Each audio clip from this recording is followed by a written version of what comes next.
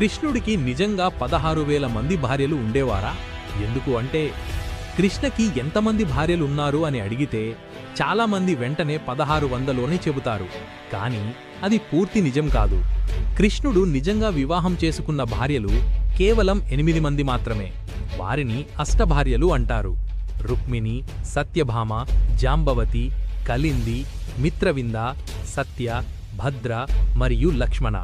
అయితే మరి 16,000 అనే సంఖ్య ఎలా వచ్చింది? అది నరకసుర అనే రాక్షసుడి కథ నుంచి వచ్చింది. నరకసుర 16,100 రాజకుమారులను బంధించాడు.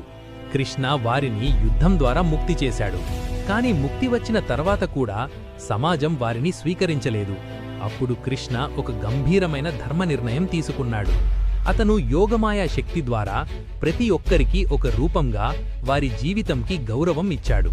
ఇది కామం కాదు, ఇది రాజభోగం కాదు, ఇది రక్ష, ఇది న్యాయం, ఇది ధర్మం. అందుకే కృష్ణకి నిజమైన భార్యలు 8 మంది మాత్రమే. కానీ ధర్మం కోసం స్వీకరించిన జీవితాలు 16,000. ఈ వీడియో నచ్చితే లైక్ చేయండి. ఇలాంటి మరిన్ని వీడియోస్ కోసం మన ఛానల్ని సబ్స్క్రైబ్ చేసుకోండి.